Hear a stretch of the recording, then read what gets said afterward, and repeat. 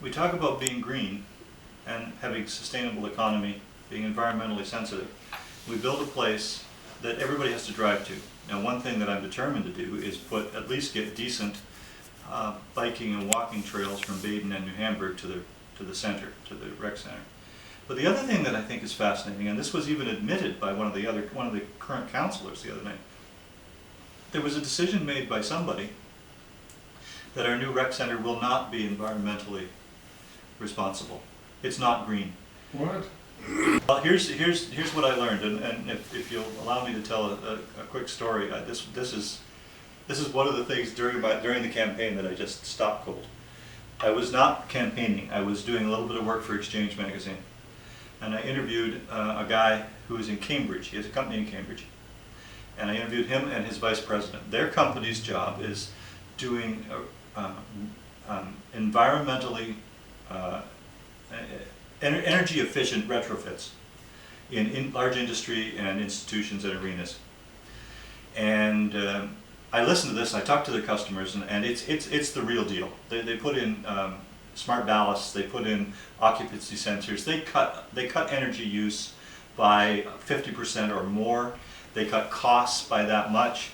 There's a rebate program so that the payback time for the industry or the arena is between 6 months and 2 years, and it's all paid for, and everything now is dropping to the bottom line. And to make it even better, they set up a system where they are the bank. They finance it, and they only get paid back from the savings. So that, for example, if a business goes to them and says, we want to do this, it never costs the business a cent, because it comes out of the profit from the lower costs, and that's how it's paid for. And when it's paid for, then it all drops to the business's bottom line. There's no loss on this. And it's retrofitting. It doesn't require engineering. It's great. So I'm talking to this guy, and I think this is very interesting stuff. And I said, do you know anything about Wilmot Township? And he started to laugh. Because although his business is in Cambridge, he lives in Mannheim, and his vice president lives in New Hamburg. Mm-hmm. And I said, do you know the arena? He said, well, my two sons are trying out for the Firebirds. And they played hockey at the New Hamburg arena all their lives. I mean, this is where we live. Yeah. And I said, do you know anything? His name is Gib Wood. I said, do you know anything about there? He said, yeah, I went to them and I said, because my kids play here and I'm interested in it, I have this system.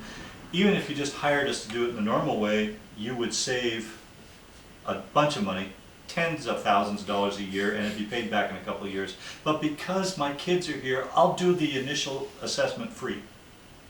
And they turned it down. And we still have and it also, by the way, improves the quality of lighting by about 3%, or 3 times. Yeah. It's incredible. There is no loss to this, and the township turned it down.